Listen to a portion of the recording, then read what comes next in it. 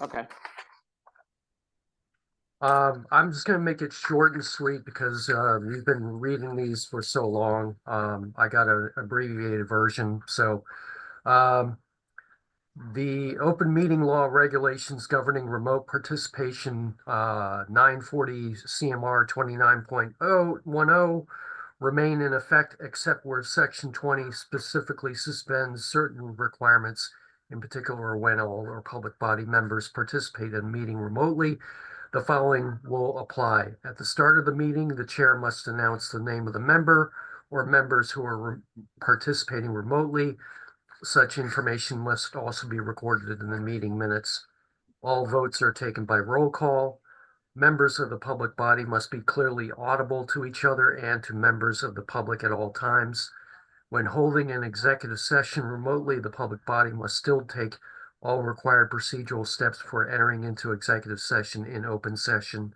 At the beginning of the executive session, each public body member participating remotely must state that no other person is present or able to hear a discussion at the remote location unless the public body has approved the presence of that individual. Should the public body encounter technical problems while meeting remotely, the person chairing the meeting may decide how to address the technical difficulties and is encouraged that whenever possible to suspend discussion while reasonable efforts are made to correct the problem. Um, and anyway,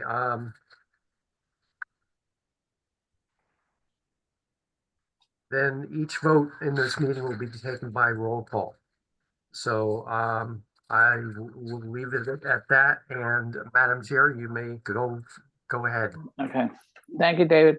Um, Based on that new protocol that you just read, I will recognize on this Zoom committee members Peter Morrison, Matt Peel, Garrison Beal, and Niles Parker. And the chair is present as well. Okay, first item on the agenda is the approval of the January 14th minutes. These have been circulated in the packet and were posted. Are there any changes to the minutes? Okay, hearing none, I will call a vote for acceptance of the minutes of January 14th as written in the packet. Peter Morrison, Aye. Matt Peel, Aye. sorry, Garrison Beal. Okay, aye, and Niles Parker. Aye. And chair votes aye. Okay, next item on the agenda is special events and cultural affairs update. Dina, I think that sounds like you. Okay. Okay. Good morning, everyone. It's actually flipped cultural affairs and special events. But thank you for having me back. I have some updates regarding what has been going on in my position. Um, so for the Cultural Council, the grant cycle has just completed and we're waiting for some signed contracts back from the recipients of those grants. And we've welcomed one new member, Kendall Graham, who I believe works at the Inky as a contributing writer. And then for Children's Beach, we'll have the return of the Sunday concert series for the summer. As of now, I have 7 concerts scheduled with 3 rain dates, and these will occur from June 13th until August 14th. And then for other children's beach programming, we'll have themed days. So right now we have Mondays with Mark, who is a magician on island, but he also does various other children's activities. So he'll be our Monday set program. And then on Tuesdays, we're introducing family trivia for the month of July as a pilot program, which has the potential to expand into August. And then we'll have Bettina returning for yoga, and that's a daily program. And then we'll have Liza returning for Nan Puppets. And lastly, a new introduction of capoeira, which is like Brazilian jiu-jitsu with Wordum. And then turning over to the events, so far we've received 43 applications to date. We've completed 17 applications so far, so those have gone completely through the permitting process and have been paid and issued. And we have the revenue so far has been $1,325 from those 17 events. So the process goes through application. I review it, they receive a checklist, then they send their documents back to me. I review it again, sometimes with the public safety team, then I send them an invoice and the permit. So that's the complete applications have gone through that. We've frequently been collaborating across departments with fire, police, the licensing administrator, Amy Baxter, the Harbor Master's Office, Health and Human Services, Building, NERDA, Parks and Rec, DPW, and Town Admin. So those are my frequent collaborators. And then the last update I have is regarding film permits. We've only had 2 applications thus far, but they've been from nonprofits, so it's been good to see people in the community making films, and we've had $50 in revenue from that. And that is the update from me. Okay, thank you, Dina. Any questions on all of this wonderful new information? Could you just share, I have a question. Could you just share what type of events these applications represent? Just broad brush. Sure. Most of them. And I guess my second part of that, how does what you're doing mesh with what Amy Baxter does? Sure. So we have a lot of returning events. So for example, Daffodil, Farm Fresh Feast, Almanacs Art Colony, like the Friends Fete, things like that. So there are some larger events, and then there are some smaller events like the Shamrock Run or those like returning. As a In regards to new events, we're seeing less of those, but I don't think it's because people are disinterested. I think it's because we already have such like a wide and rich array going on thus far. I've even gotten some applications for events up to October already, like the half marathon. So people are on top of it and they're planning their events in advance and they're bringing back the staple events, as I would say. And then Amy has been helping us and consulting us in regards to part of the process because she has such a rich knowledge of the events that were occurring. She a while ago was in this role and Marina was in this role and now I'm in this role, but she's still one of our collaborators as the licensing administrator. She's in charge of a lot of the liquor licenses, which we often refer to her if we have questions regarding one-day pouring permits, but she's also someone who's a friendly face to a lot of our applicants. So it's been really good in helping build those relationships as we move forward in the permitting process. So I take it most of the nonprofits then understand that you're the first person they're going to talk to as opposed to what they've done in the past with Amy. So Chantal, you have your hand raised? Yes, thank you. I just want to clarify as well. So there's always been a lot of confusion about who you talk to for permitting in the town. Yes. And honestly, it's not Amy. It has not been Amy for probably about 10 years. Yeah, yeah. But people still go to Amy. and she goes to some of the events too. So she's the face of, you know. Exactly. So, but Amy's role is really licensing. So she's licensing our restaurants and our various businesses on the island. She's a business licensing administrator. And a big part of shifting this role out of police is so that she can really focus on that. Because as you know, there are new businesses coming every year. And she's out in the community connecting with those folks. So we're grateful that we can shift some of the work out of her department over here so that we can keep her focused and just kind of create a better separation to hopefully make it a little bit more apparent that it's supposed to start with someone else, and hopefully people start leaving her alone, but not yet. Yeah. But she's been great, like Dina said, offering insight into a lot of these organizations and their programming. I think that just looking at last year's event list, a lot of the newer programs sort of started to roll in like May and June, just because that's when those folks start arriving on the island. But interestingly enough, we're getting applications for like weddings on the beach too, which has been really fun to chat with those groups. But part of why we wanted Dina to offer this update to you all is because we're trying to get her in front of as many groups as possible to ensure that members of the community recognize that you come here first. And part of why we want folks to come here is because we're trying to make the permit application process a little bit more transparent and smoother. So you're not, Mhm. as an applicant trying to plan an event for the very first time, being told, go to police for this, go to fire for that. You have to, then you get those and you're like, great, I can have my event. And then you find out, wait, but you don't have a health permit and you didn't apply to planning for a tent. So no, you Yeah. can't have that event. So there was a lot of that going on. So we're just, if you start here, we have you submit an application just giving us some basic information about your event.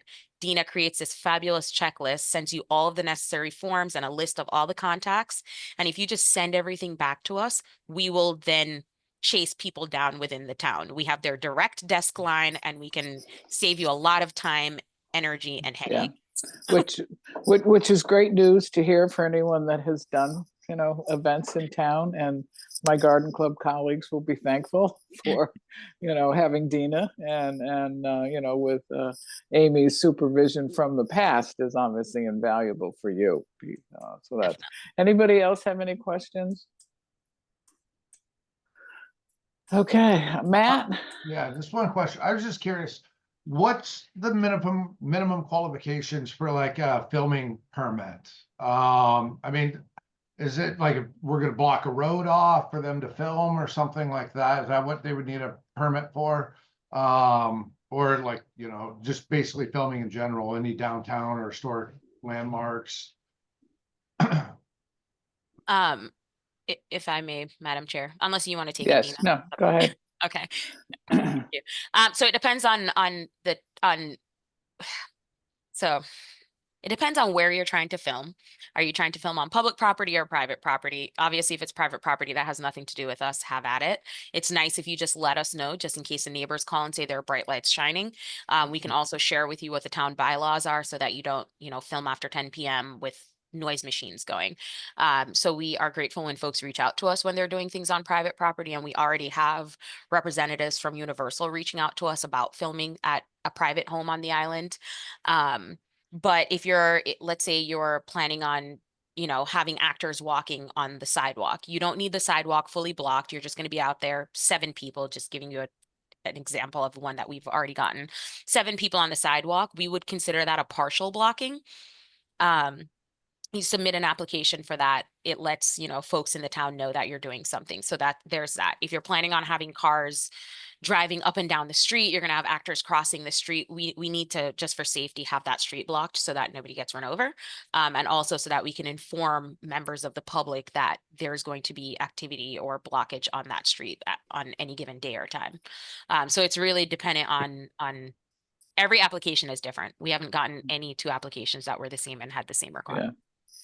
Yeah, and Matt, just to add a little historical perspective, I remember the film crew that came down here and asked nobody many, many, many years ago, which is why all of a sudden the permits came into play, because they were filming in an area that caused a lot of traffic backups and just questions. So it's not as if they did anything wrong, but I think Nantucket realized back then, we have a lot of people looking at us. We better make it a little more formal. So anyway, any other questions? Chantal, go ahead. I just wanted to add as well that we started when the decision was made to shift permitting over here. I started conversations with the Massachusetts Film Office just to get some guidance on what small historic towns do around filming Yeah, yeah. in their spaces because, you know, obviously we want to protect the town. This is home for many of us after all, and we have a lot of great historical sites that we need to ensure that when folks are coming in from Hollywood, quite literally, that they know what the guidelines are to protect our spaces so that Yeah, we can yeah. continue to do this. So. I remember when the film office was really, established, and they were encouraging filmmakers to come to Massachusetts, that they would always make an annual presentation to Mott to let them know updates and what was going on, and because that helped the communities know, they may not have needed local permitting, but it was more informational. So if you see a lot of cars on the Mass Pike, this is what they're doing, informational. So. Good job. Anything else? Okay, moving right along. It's a quick agenda today. Director's report. Chantal, you're on. Thank you all. Excuse me. So I will start with our visitors. We had in the month of March 12,600 visitors, visitors at 48,000 visits. So those folks were coming about 4 times. So I'd imagine they're probably homeowners that were just coming out in the month of March. I'm guessing spring break for kids off island and all that good stuff. Wednesdays were surprisingly a very busy day in the month of March. I don't know why. I should check and see what was happening on Wednesdays. And then Saturday through Monday, which is no surprise, the hours of 10 to 5 were busiest in the downtown district. And we saw a lot of regional travelers to the island throughout March, which is why I'm thinking that probably had a lot to do with spring break. So our top locations were South Yarmouth. I think I can't read my own handwriting. Manamet.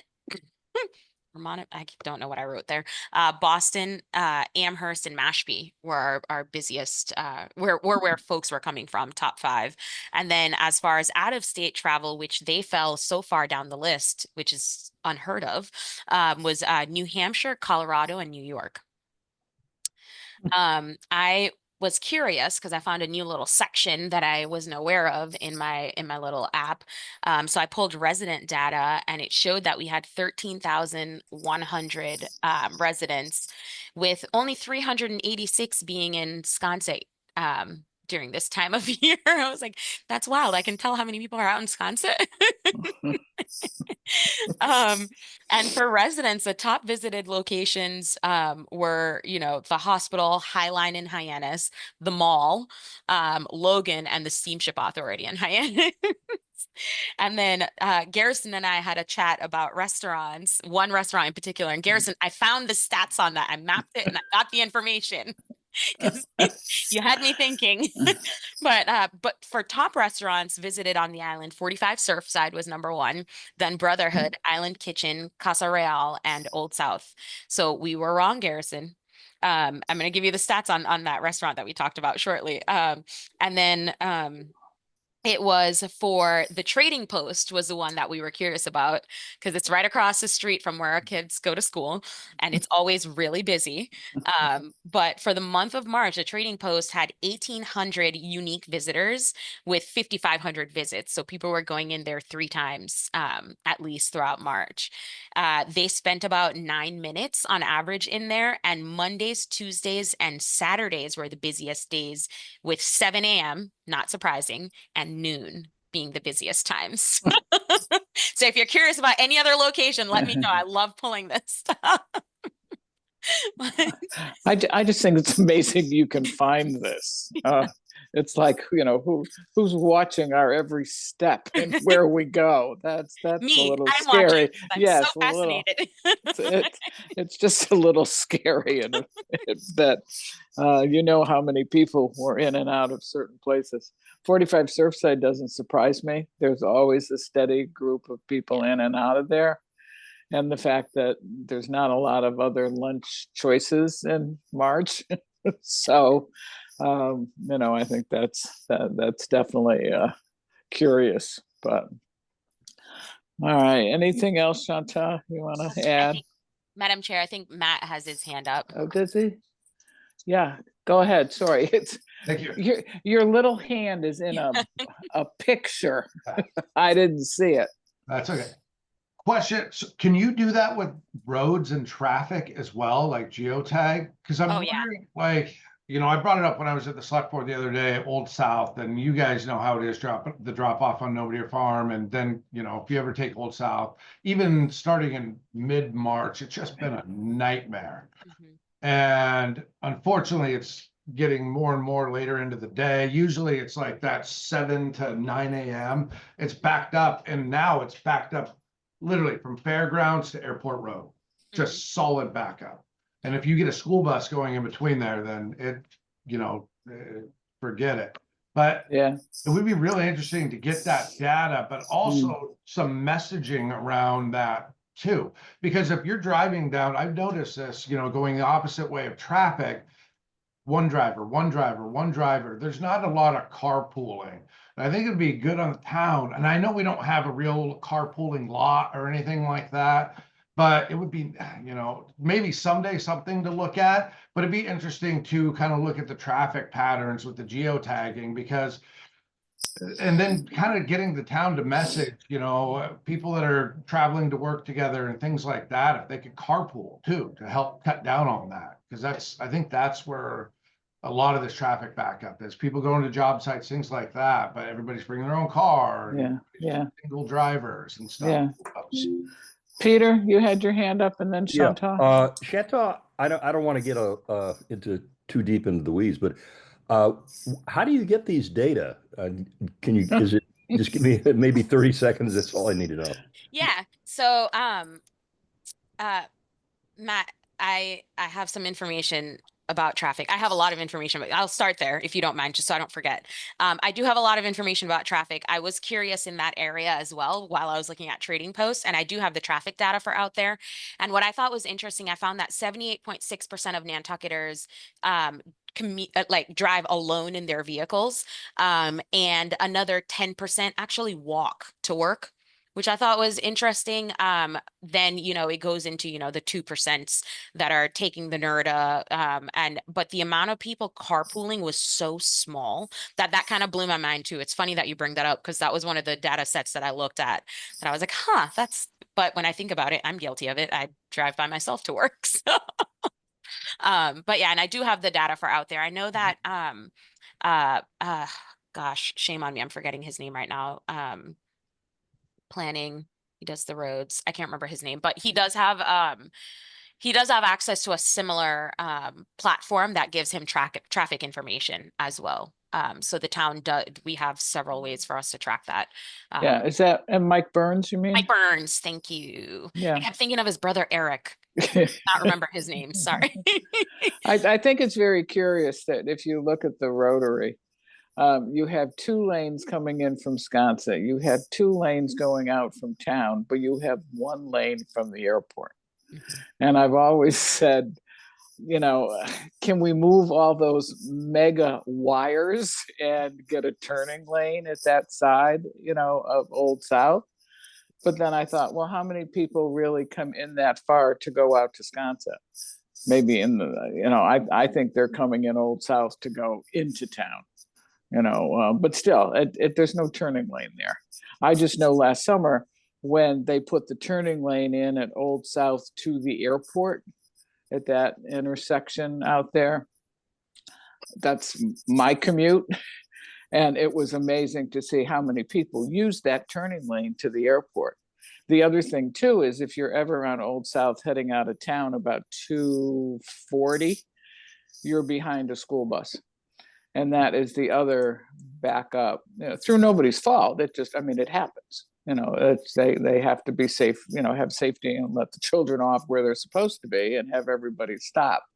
But, that's a major bus route, not only for NERDA, but for school buses too. Yeah. So, okay. Anybody else have any questions for Chantal? Your hand's up. Yeah. Sorry, Madam Chair. Peter, I did not answer your question. Oh, go ahead. Sorry. To answer your question. So Placer pulls cell phone data. So when you download those cute little Candy Crush apps or Instagram, Facebook, cars.com, whatever app you're downloading on your phone, when you check off that little box saying, I agree, I highly recommend reading those things very closely because you're agreeing to sharing your information. Also, through streaming services in your house, Netflix, Hulu, HBO, all of those. Again, when you sign up for those and you click the little I agree, I have to say it, Big Brother is watching, you are agreeing to sharing your data. Same thing when you're scrolling, just going google.com. You can do it in incognito mode so that you're not sharing your data with Google, that Google is then turning around and selling to organizations or businesses like Placer. It's also in your credit card, Visa, MasterCard, Amex, Discover, they're all sharing your data. So we can tell based on your, let's say for credit card, because I did ask this, how are you getting this information? Because this is so much information. Based on your spending, based on your bank account use, they can tell how much money you're making, how many people are in your household, the ages of the people in your household, that sort of thing. Do you have family members that come visit you 3 times a year? How many of those family members are coming out? We can tell if you have a second home in the United States or out of the country. Like we can see all of that information. The one thing I have to share, and it's really important, is that this is all anonymous. I can't tell that Peter Morrison lives at X location and he, has 5 people in his house and he has a master's degree in X and that he goes to Costa Rica every year. I can't tell who the people are. They're just, unfortunately, it's an unfortunate way to put it, but they're just numbers on a page. So But through the chair, Good.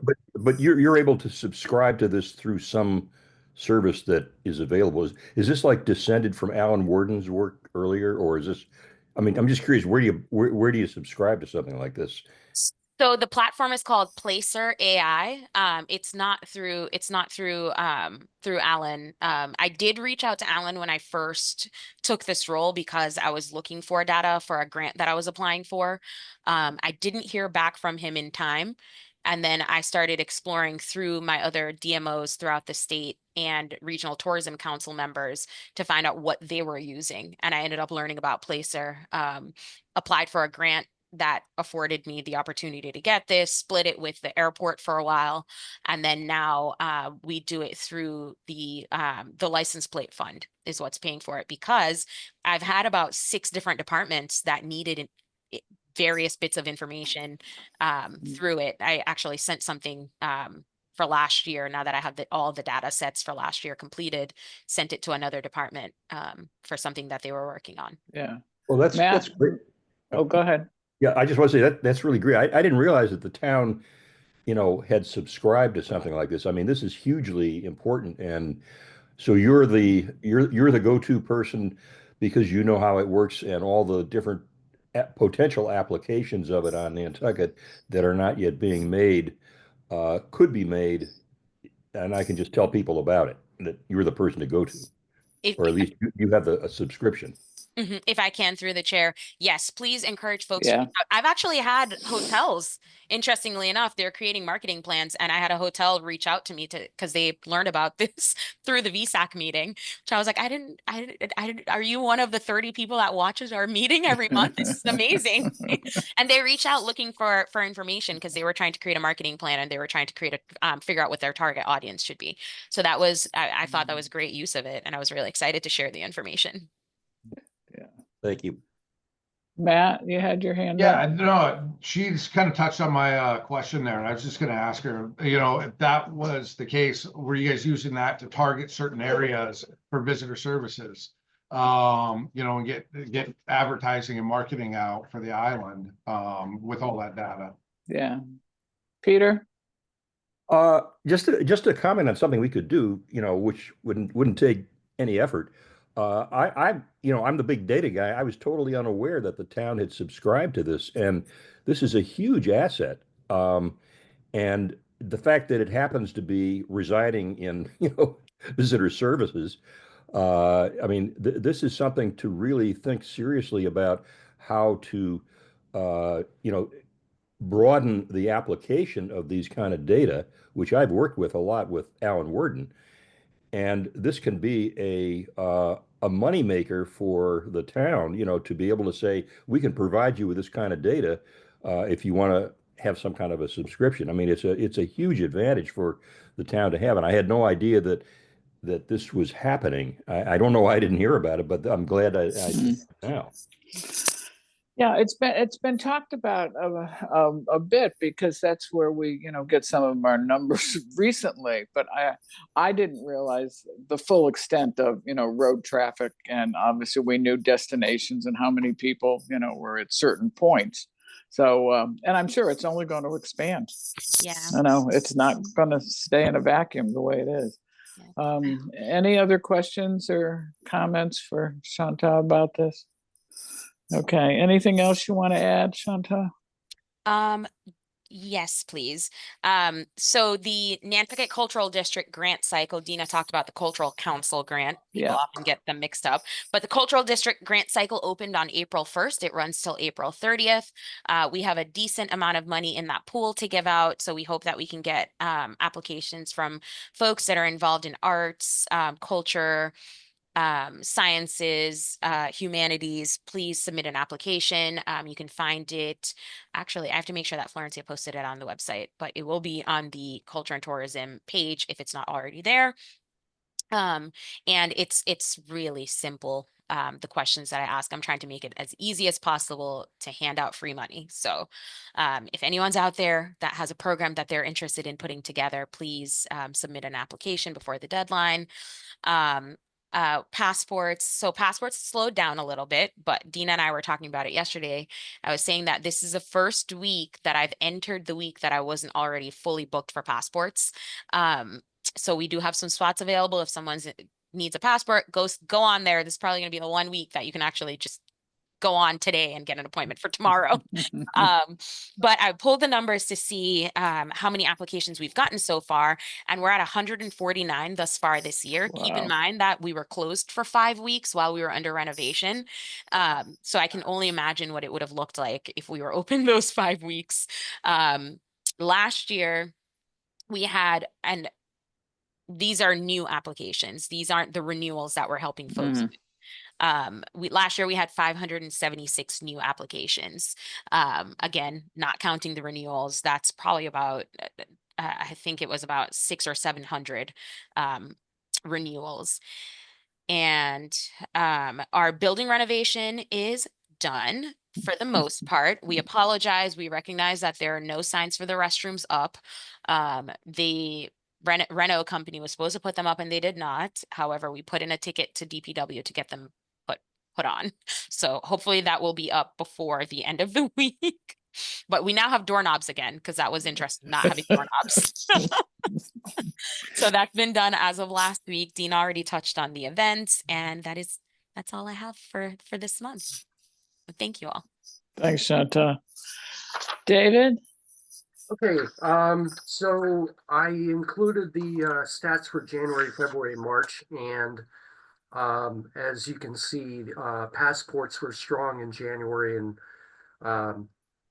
in February, and of course, when we were closed for March, the numbers went down because we were closed for that time. The other thing is that I also sent you a copy of the travel lodging brochure for 2025, and I meant to bring a hang on a second, let me just show you.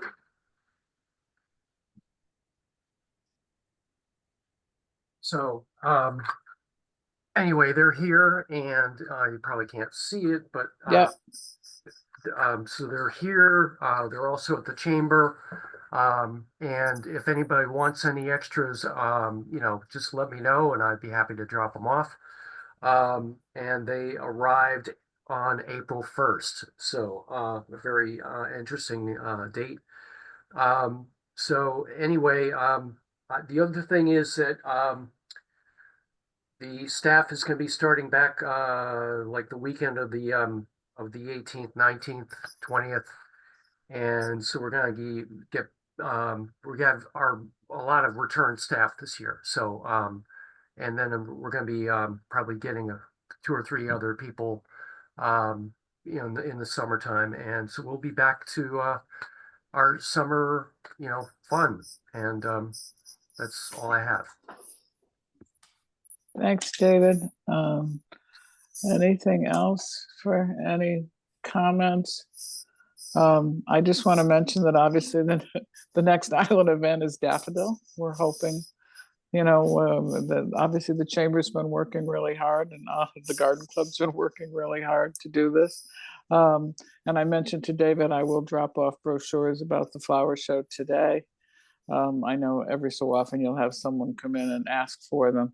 I will tell you that the garden club is starting an initiative with the flower show and moving in through the spring, that because next year is the 50th anniversary of Daffodil, that we would like to do considerable planting of bulbs this fall. Well, in order to do that, we have to fundraise a bit. So we will be talking about that. And I just want to pass that along because when you think of next year, in terms of a daffodil, they have to be in the ground this fall for next year. So, if you can anyone has questions about it, we did do a press release in the paper last week. So, we're hoping to plant thousands of bulbs in various places. I've been in touch with the DPW, which is what will carry on the tradition that was started by Gene McGoslin. So anything else for anyone? Hopefully we'll see the sun again soon.